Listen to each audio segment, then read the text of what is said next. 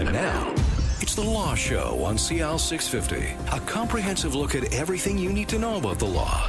But the one document we haven't really talked about today that I think maybe Leah can make some comment on is the power of attorney. Mm-hmm. If you don't have a power of attorney, and people will say everybody needs a will, if you have to make a choice on, say, price point or just timing or any other factor, choose the power of attorney more than the will. I can tell you exactly what's going to happen if you die without a will because Wessa tells me what's going to happen. It may not be what you want, but at least there's certainty. If you become incapacitated without a power of attorney, I can't even begin to write the first 100 chapters of that book. So maybe Leah could talk about that? Yeah, and that's because you have not named a person that has the power to step into your shoes if you were, say, in a car accident or you had a stroke and you weren't able to make any decisions on your own. You haven't named a person that can step into your shoes and deal with your assets. So you're basically putting your family or your friends, if you don't have family, in a position where they're forced to come and see an estate litigator or sometimes estate planners to make an application to court. You need a court order to deal with people's assets if there's no power of attorney in place. So it's not cheap, and it's definitely more complicated than simply walking into an office and naming someone as a power of attorney.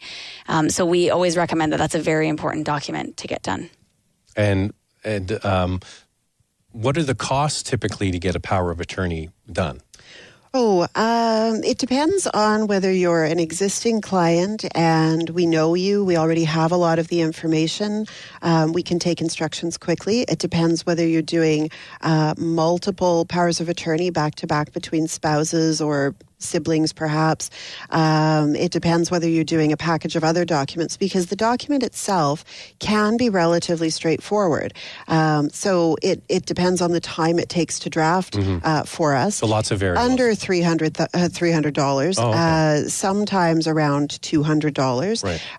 But when it's part of a package and we're doing wills for spouses, we're doing representation agreements for spouses, we're doing powers of attorney for spouses, if you actually broke down the invoice at the very end of the day, it would be almost a loss leader product for us because our time and our drafting actually goes in the other documents more so. Yeah, that's more heavier on that end. Absolutely. So in our last minute here, I could almost tell you what the advice is. If you haven't had a will or estate planning, you need to speak to a lawyer, right? Yes. And that's pretty much it? Absolutely. Don't try to do this on your own. Can save your family a lot of time and stress and money after your death. Everybody has a personal story about how families have been ripped apart when someone passes away, and then they fight.